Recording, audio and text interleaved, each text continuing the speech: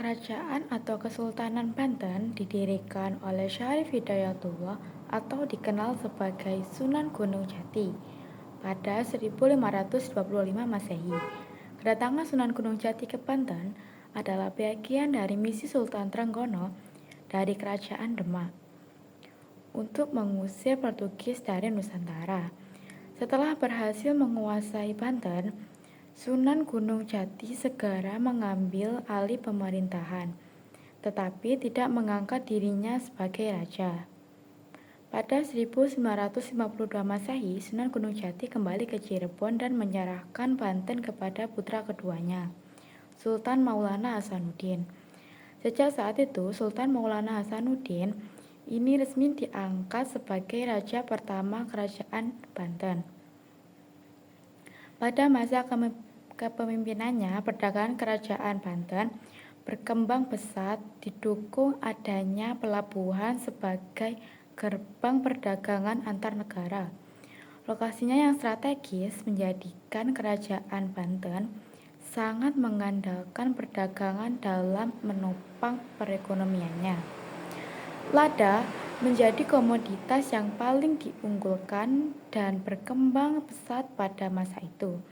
Bahkan monopoli perdagangan lada di Lampung dikuasai Banten.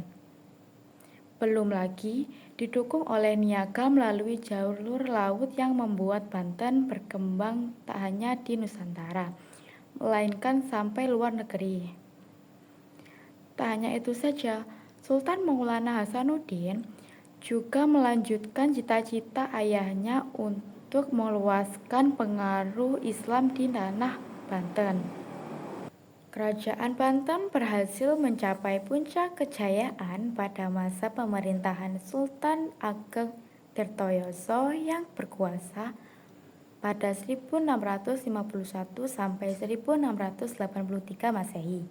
Beberapa hal yang dilakukan Sultan Ageng Tirtoyoso untuk memajukan Kesultanan Banten antara lain memajukan wilayah perdagangan Banten hingga ke bagian selatan Pulau Sumatera dan Kalimantan.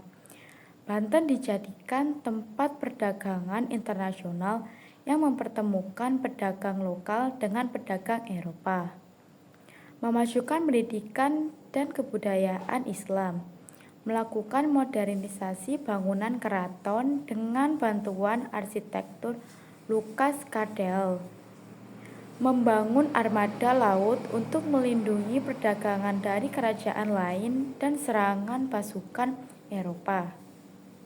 Tak hanya itu saja, Sultan Ageng Tirtoyoso juga dikenal sebagai raja yang gigih menentang penduduk VOC di Indonesia. Hal ini diketahui karena VOC menerapkan perjanjian monopoli perdagangan yang merugikan Kesultanan Banten. Di bawah kekuasaan Sultan Ageng Tirtoyoso, kekuatan politik dan angkatan perang Banten maju sangat pesat. Kegigihan Sultan Ageng Tirtoyoso dalam melawan VOC kemudian mendorong Belanda melakukan politik adu domba.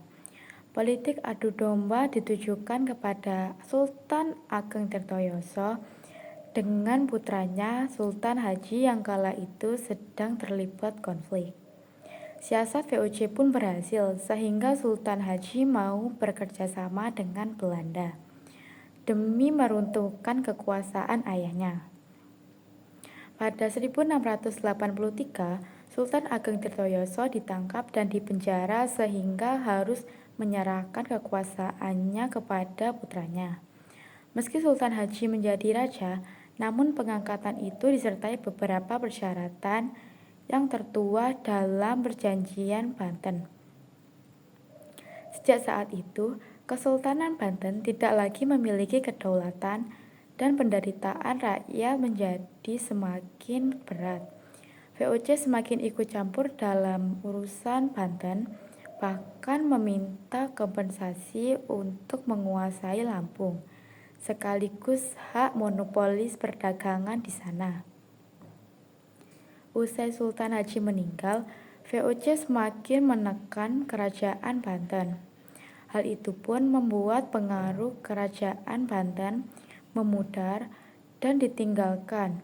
Hingga akhirnya pada 1809, Gubernur Jenderal Daendels menghapus Kesultanan Banten untuk mengatasi perlawanan rakyat Banten terhadap VOC.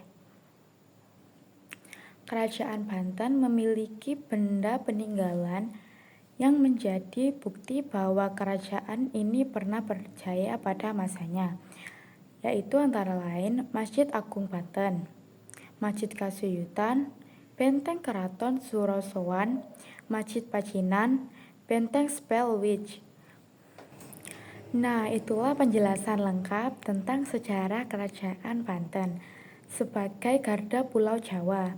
Semoga informasi ini bisa bermanfaat ya.